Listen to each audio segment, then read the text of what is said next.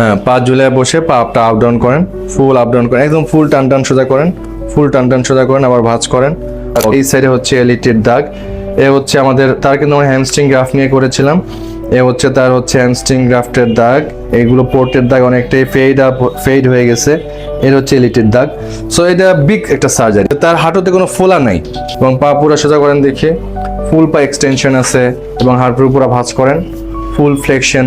এবং তার ডায়াবেটিস আছে, সে কিন্তু ডায়াবেটিস থাকা সত্ত্বেও আল্লাহর মধ্যে কোনো ইনফেকশন নেই। আমি বলবো বড় একটা অ্যাচিভমেন্ট এটা।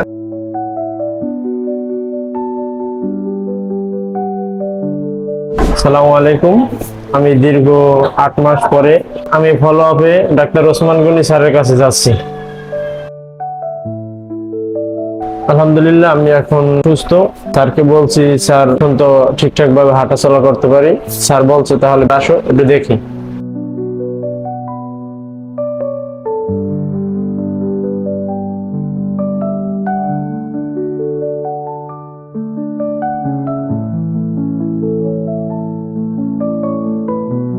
আসসালামু আলাইকুম, আমি ডাক্তার মোহাম্মদ ওসমান গনি, হিপ এবং নি স্পেশালিস্ট। কাজ করে শুধুমাত্র হাঁটুর লিগামেন্ট ইনজুরি নিয়ে এবং হিপ রিপ্লেসমেন্ট সার্জারি নিয়ে। আজকে আমাদের ফলো আপে আসছে পটুয়াখালীর নাজমুল। আমরা তো আসলে অনেকেরই সার্জারি করি, সবার সার্জারি নিয়ে কিন্তু আমরা তো বেশি কনসার্ন থাকি না। তো বেশি কনসার্ন থাকি যদি কারো স্পেশাল প্রবলেম থাকে, যেমন নাজমুলের যেমন এসিএল ইনজুরি ছিল, তার সাথে ডায়াবেটিস ছিল। যখন ডায়াবেটিস থাকে তখন আমরা কিন্তু অতিরিক্ত একটা এক্সট্রা কনসার্ন এখানে আমরা দেই, কারণ ডায়াবেটিস আমরা জানি যে সার্জারি তো আমরা রেগুলার করতেছি, আমরা এসিএল সার্জারি করতেছি, হিপ রিপ্লেসমেন্ট করতেছি, so we are doing this every day. কিন্তু তাকে নিয়ে আমরা একটু এক্সট্রা কনসার্ন কেন ছিলাম, কারণ তার এই ডায়াবেটিস। আমরা জানি এই ডায়াবেটিসটা কী করে, যে ওন্ড হিলিং হতে দেয় না, ইনফেকশন একটা ঝুঁকি থাকে, ডিলেড ওন্ড হিলিং হয়। আবার তার যেহেতু লিগামেন্ট আমরা সার্জারি করতেছি, গ্রাফ লাগাবো, আবার স্ক্রু থাকবে, বাটন থাকবে, এ লট অফ প্রবলেমস আর দেয়ার। তো এই জন্য আমরা তাকে একটা এক্সট্রা প্রিকশন নিয়েছিলাম। এই প্রিকশনটা হচ্ছে যে ডায়াবেটিস থাকলে তাকে অপারেশনের আগেও কিছু প্রস্তুতি নিতে হয় এবং অপারেশনের পরেও কিছু তার প্রস্তুতি থাকতে হয়, তার কেয়ারের দরকার হয়। আমার নাজমুল যখন আসছিল মনে আছে, উনি যখন আসে আমাকে ফিরে দিচ্ছে যে না, আপনার এখন ডায়াবেটিস কন্ট্রোলে নাই, সো ডায়াবেটিস কন্ট্রোল করে আসেন, দেন আমরা সার্জারি করবো। ঠিক আছে, নাম্বার 1।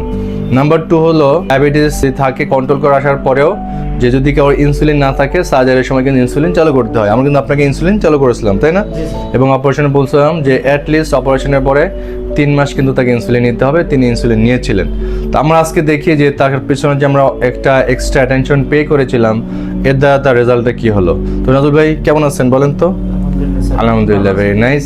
সো আপনার আজকে কতদিন হলো সার্জারির? 8 মাস, রাইট। আমরা বলছিলাম আপনি কিন্তু উনি একটা গাড়ি ড্রাইভ করেন এবং এটা তার সংসারের জন্য অতি প্রয়োজনীয় ছিল।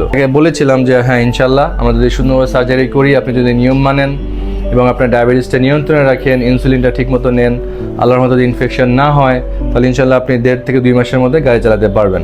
সো এটা হচ্ছে আমাদের অপারেশন আগে কমিটমেন্ট। আপনি গাড়ি চালানো কবে থেকে শুরু করলেন তাহলে? এরপর 2 মাস পর, রাইট। তো দেখছেন আমরা কিন্তু তাকে রোগীকে আমরা কমিটমেন্ট দিয়েছিলাম, কথা দিয়েছিলাম যে আমরা এমন পারফেক্ট ওয়েতে একটা সার্জারি করব এবং এত সুন্দরভাবে করবো এসিএল এবং এলইটি, যে ইনশাল্লাহ আপনি ডায়াবেটিস যদি নিয়ন্ত্রণ রাখেন 2 মাসের মধ্যে গাড়ি চালাতে পারবেন। ঠিক তাই তিনি কিন্তু 2 মাসের মধ্যেই গাড়ি চালানো শুরু করছেন, তাই তো?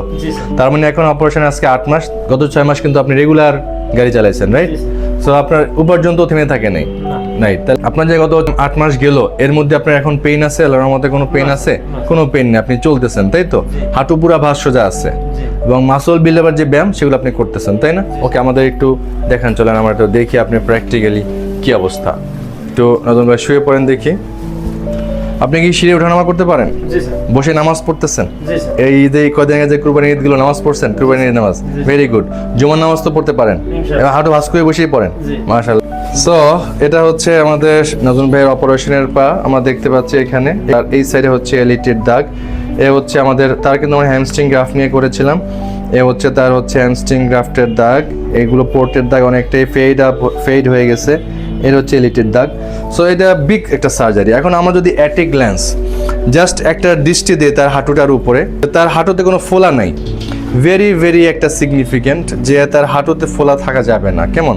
তার হাঁটুতে ফোলা নাই, দেখো প্যাটেলাটা পুরো শার্প, আমরা দেখতে পাচ্ছি যে প্যাটেলাটা আপ ডাউন করতেছে, দুই পাশে প্যাটেলার যে হলোগুলো আছে খুবই চমৎকার, এবং পা পুরো সোজা করেন দেখি, ফুল পা এক্সটেনশন আছে এবং হাঁটুর পুরো ভাঁজ করেন, ফুল ফ্লেকশন, এবং তার ডায়াবেটিস আছে।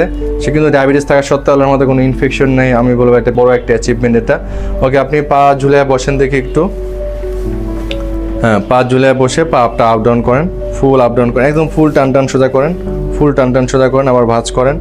ওকে, আপনি নিচে নামেন তো একটু দেখি। আমাদেরকে এখন একটু নিচে বসে দেখান, ফুল স্কোয়াটিং করেন। হ্যাঁ রাইট, ফুল বসে দেখান নিচে। একদম বসেন, রাইট। ওকে, আবার দাঁড়ান, আবার বসেন, ধীরে ধীরে বসেন, রাইট। হ্যাঁ রাইট, এই যে বসছেন, আপনার কোনো ব্যথা আছে এখন? কোনো ব্যথা নেই, আলহামদুলিল্লাহ, ভেরি গুড। সো দাঁড়ান। আপনার কয়টার সময় আপনি বের হন কাজে সকালে?